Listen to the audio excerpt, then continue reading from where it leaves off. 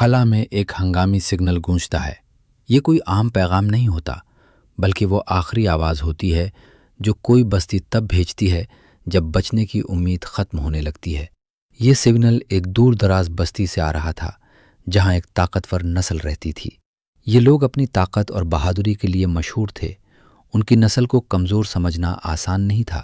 جب محافظ دستہ وہاں پہنچا تو ان کا خیال تھا کہ شاید کچھ لٹیرے آئے ہوں گے یا کوئی دشمن حملہ کر کے بھاگ گیا ہوگا، لیکن جو منظر ان کے سامنے آیا اس نے سب کو خاموش کر دیا۔ پوری بستی تباہ ہو چکی تھی، عمارتیں جل رہی تھیں، دیواریں ٹوٹی ہوئی تھیں، زمین پر خون پھیلا ہوا تھا۔ یہ جنگ کا میدان نہیں تھا، یہ ایک قتل عام تھا۔ ہر طرف لاشیں بکھری تھیں۔ یہ سپاہیوں کی لاشیں نہیں تھیں، یہ عام لوگ تھے، مائیں تھیں، بچے تھے۔ کمانڈر ٹورون یہ سب دیکھ کر ساکت رہ گیا۔ وہ خود ایک شکاری نسل سے تھا، لیکن اس نے کبھی بچوں کا ایسا انجام نہیں دیکھا تھا۔ اسی دوران ایک افسر اس کے قریب آیا اور بولا، کمانڈر، آپ کو اندر آنا چاہیے۔ وہ ایک عمارت کے اندر داخل ہوئے۔ وہاں ایک نرسری تھی اور نرسری کے دروازے میں ایک انسان کا جسم پڑا تھا۔ ایک انسان عورت، اس کا نام لیا تھا۔ وہ زندہ تھی مگر بس سانس چل رہی تھی۔ اس کا جسم دروازے میں اس طرح رکھا تھا جیسے کسی نے جان بوجھ کر دیوار بننے کا فیصلہ کیا ہو۔ اس کے پیچھے 6 بچے دبکے ہوئے تھے۔ یہ بچے اسی طاقتور نسل کے تھے، لیکن اس وقت وہ بس خوفزدہ بچے تھے۔ لیا کے جسم پر بے شمار زخم تھے۔ گولیاں اس کے جسم کے آر پار ہو چکی تھیں۔ کئی گولیاں اندر ہی رہ گئی تھیں۔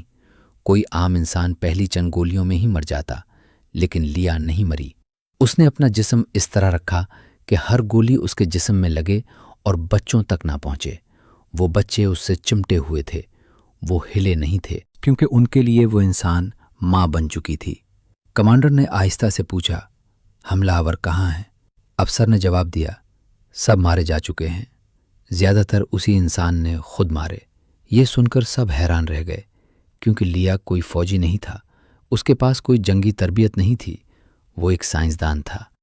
وہ جانوروں اور ان کے بچوں پر تحقیق کرتی تھی۔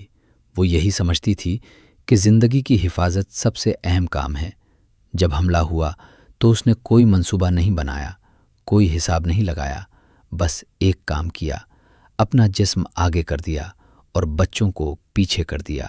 وہ گولی کھاتی رہی، لڑتی رہی، گرتی رہی اور پھر دوبارہ کھڑی ہوتی رہی، تقریباً 50 منٹ تک۔ سوچیں، ایک عام انسان اتنے زخموں کے ساتھ 50 منٹ تک لڑتا رہا۔ اگر محافظ دستہ صرف 17 منٹ پہلے پہنچ جاتا تو شاید لیا زندہ ہوتی، لیکن وہ 17 منٹ کاغذی کارروائی میں ضائع ہو گئے۔ ان 17 منٹوں میں لیا آہستہ آہستہ مر رہی تھی، لیکن بچوں کو زندہ رکھ رہی تھی۔ آخر میں جب گولیاں ختم ہو گئیں، ایک دشمن اس کے قریب آیا۔ اس وقت لیا نے آخری کام کیا۔ وہ پیچھے گری اور اپنے جسم سے بچوں کو مکمل طور پر ڈھانپ لیا۔ اسی لمحے محافظ دستہ پہنچ گیا۔ دشمن مارے گئے، بچے بچ گئے، لیکن لیا نہیں بچی۔ کمانڈر نے اس کی آنکھوں میں دیکھا، وہ اب بھی کھلی تھیں، جیسے وہ خاموشی سے کہہ رہی ہو کہ اس کا کام مکمل ہو چکا ہے۔ اس کے چہرے پر عجیب سا سکون تھا، جیسے اس نے وہ سب کچھ کر لیا ہو جو کرنا ضروری تھا۔ بعد میں جب حفاظتی ویڈیو دیکھی گئی تو ایک بالکل مختلف منظر سامنے آیا۔ اس میں وہ بچوں کو کھانا کھلا رہی تھی، ہنس رہی تھی، زندگی سے بھرپور نظر آ رہی تھی۔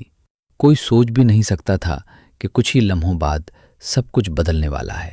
پھر اچانک حملہ ہوا اور اس ہنسی کے بعد صرف قربانی رہ گئی۔ وہ بچے وقت کے ساتھ بڑے ہوئے، انہوں نے تربیت حاصل کی اور اپنی زندگی کو معنی دیے۔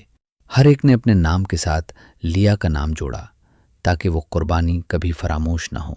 ان میں سے ایک بعد میں مختلف نسلوں کے درمیان امن کی نمائندہ بنی، اور اس نے رابطے اور اعتماد کی وہ راہ بنائی جو کبھی ناممکن سمجھی جاتی تھی۔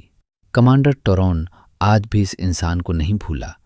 وہ یہ سچ سمجھ چکا تھا کہ انسان صرف اپنی نسل کی حفاظت نہیں کرتے بلکہ زندگی کی حفاظت کرتے ہیں، اور یہی وہ بات ہے جو انسانوں کو پوری کائنات میں منفرد بناتی ہے۔